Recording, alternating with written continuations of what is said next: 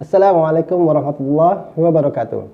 Selamat datang kembali di Opo No Creative Channel yang selalu mencoba untuk memberikan atau berbagi tips kreatif dan informasi yang bermanfaat. So, stay positive, be creative.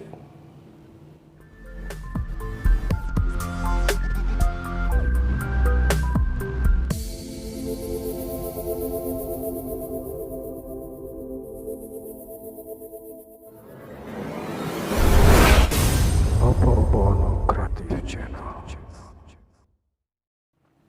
Nah, sobat kreatif, kali ini kita akan coba menyajikan konten yang sedikit berbeda dari biasanya, yaitu terkait dengan copyrights dari lagu-lagu yang di cover di YouTube channel. Dimana kita tahu banyak memang dari kita yang memang ingin berkreasi atau memberikan nuansa berbeda dalam berkarya seni atau berkreativitas di channel YouTube dengan mengcover beberapa lagu yang memang sudah cukup dikenal, baik yang lagu-lagu lama maupun lagu-lagu yang memang sedang trending. Namun sudah tahukah kita bahwa memang di setiap lagu ada yang namanya hak cipta? Opo No Creative Channel mencoba menjawab dari beberapa pertanyaan dan permintaan untuk membahas terkait dengan copyrights atas lagu-lagu yang di cover, agar kedepannya kita lebih bisa memperhatikan apa yang perlu kita lakukan atau rambu-rambu apa yang harus kita ketahui sebelum kita mengcover sebuah lagu. Oke, ikuti dari awal sampai akhir agar manfaat yang kita terima utuh dan semuanya untuk sobat kreatif.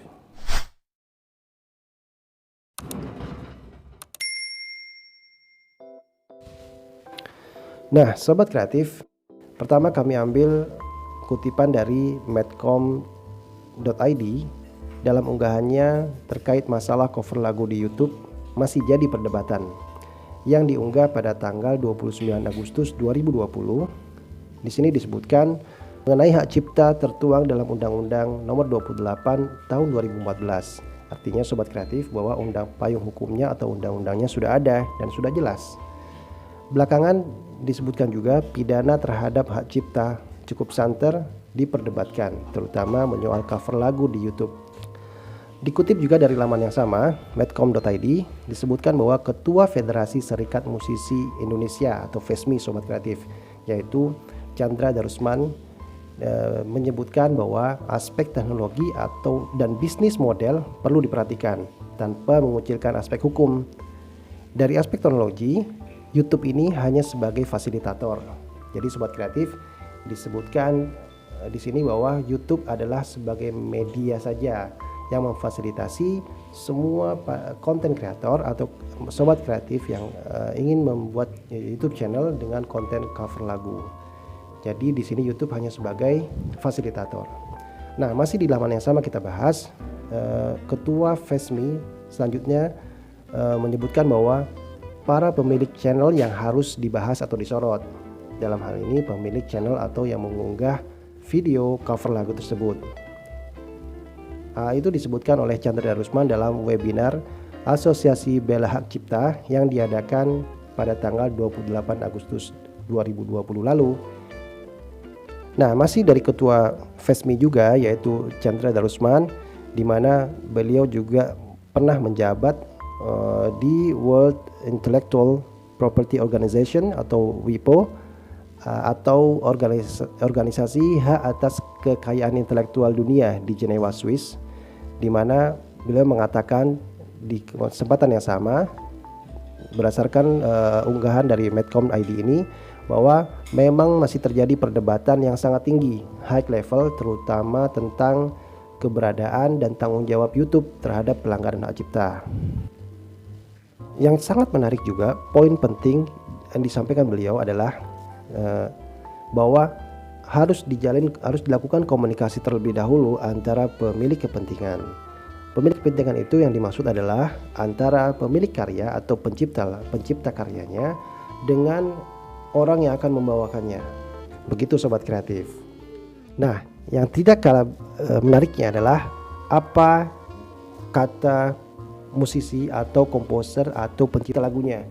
Dan di sini mengutip dari Instagram salah satu musisi atau komposer, yaitu Badai The Piano Man, bahwa saya hargai kita berbeda dalam perjuangan tapi satu dalam tangga nada. Nah, yang menarik adalah di mana tulisan beliau di Instagramnya menyampaikan bahwa berbeda dalam perjuangan tapi satu dalam tangga nada, tapi diakhiri dengan save composer. Wow, suatu pesan moral yang cukup menarik untuk kita perhatikan. Ada baiknya kita pertimbangkan karena masing-masing dari kita pastinya juga berharap apresiasi yang tinggi atas apa yang menjadi karya kita.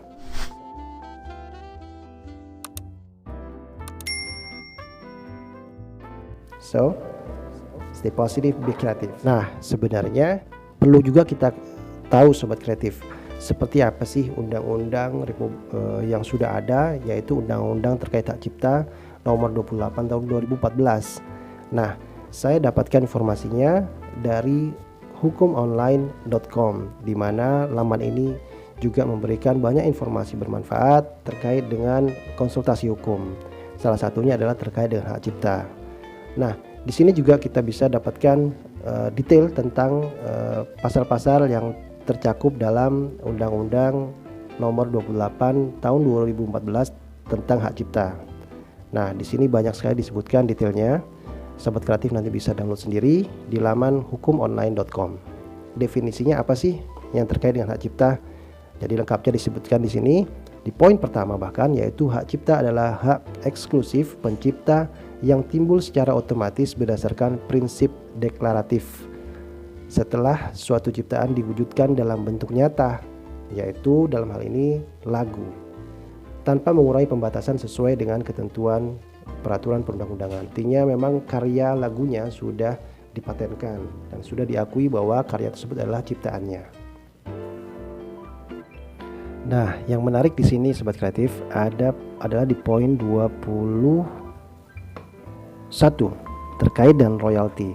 Jadi sebenarnya pembagian royalti itu sudah juga termasuk atau terakomodir dalam payung hukum yang sama, yaitu di Undang-Undang nomor 28 tahun 2014 terkait hak cipta.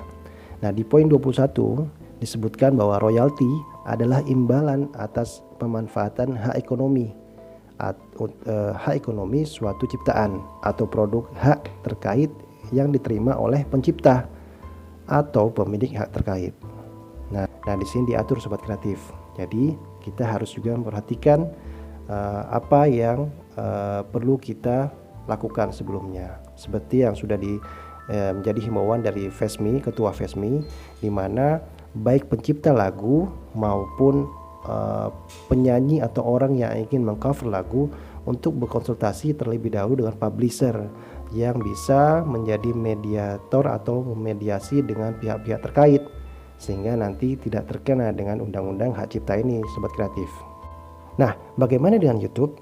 Nah, sebenarnya kita juga tampilkan, coba sajikan di sini yang bersumber dari pencarian Google, di mana di menu bantuan YouTube di situ bisa kita juga temukan terkait dengan memonetisasi video cover yang memenuhi syarat.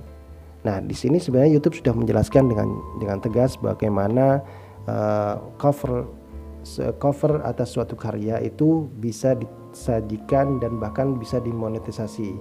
Tapi intinya di YouTube sendiri sudah diterapkan aturan hak cipta. Jadi kalau lagu itu memang murni adalah karya pihak lain atau orang lain, maka biasanya YouTube akan memberikan informasi atau peringatan. Dan apalagi ketika konten tersebut dimonetize atau dimonet istilahnya. Jadi YouTube nanti akan menyampaikan bahwa apakah hak cipta itu berupa pembagian hasil dengan publisher atau pencipta lagunya, atau bahkan seluruh dari pendapatan atau bahkan pembagian hasil sepenuhnya menjadi hak dari pencipta atau publisher. Nah, sobat kreatif harus bisa menerima regulasi ini selama berkreativitas di YouTube, karena begitulah memang dibuat untuk sama-sama kita saling berbagi manfaat dan menghargai satu sama lain. Pada unggahan di laman hukumonline.com juga disebutkan tips bagaimana menghindari pelanggaran hak cipta. Seperti contohnya di sini bisa juga sobat kreatif atau konten kreator yang mengcover lagu menyebutkan dari mana atau siapa pencipta aslinya, baik dalam footnote atau dalam kolom deskripsi atau bahkan di video tersebut disebutkan. Nah, tentu saja ini tidak serta-merta bisa membebaskan dari klaim hak cipta. Ya, yang kedua, bisa juga ketika mengambil ide dari tulisan orang lain dan menuangkan kembali idenya, harus tetap menyebutkan dari mana sumbernya. Seperti contohnya tadi Opo-Opo Creative Channel mengambil dari sumber medcom.id dengan menyampaikan bahwa mengutip dari statement atau perkataan ketua FESMI. Jadi bukan memang hanya menyadur tanpa menyebutkan siapa sumbernya atau siapa originnya atau pemilik karya tersebut atau tulisan tersebut. Semoga informasi ini bermanfaat dan semoga dengan kita tahu seperti apa undang-undangnya, dan di sini sudah jelas bahwa undang-undang tersebut sudah ada dan tinggal bagaimana penerapannya. Dan sebenarnya dari YouTube sendiri sudah sangat jelas dan tegas mengatur terkait dengan cover suatu karya cipta. Nah, sobat kreatif tinggal pelajari, tinggal baca, dan juga nanti selanjutnya bisa membuat poin-poin atau step-step yang bisa dilakukan, yang perlu diperhatikan sebelum membuat cover lagu atau konten yang terkait dengan karya orang lain agar tidak kena siar. Oke? Nah, sobat kreatif, itu dia informasi yang kita bisa berikan dalam konten kali ini. Semoga bermanfaat, dan sekali lagi kembali ini kepada sobat kreatif semua, bagaimana menyikapinya. Kami tidak membangun opini, dan paling tidak dari sini setelah ini kita bisa tahu rambu-rambu apa dan kemudian apa yang harus diperhatikan dalam kita mengcover sebuah lagu. Yang terpenting adalah kita sama-sama berkreasi dan berkreativitas di channel YouTube yang sekiranya memang tidak akan memberikan hal negatif terkait dengan hak cipta. Oke? So stay positive, be creative. Wassalamualaikum warahmatullahi wabarakatuh.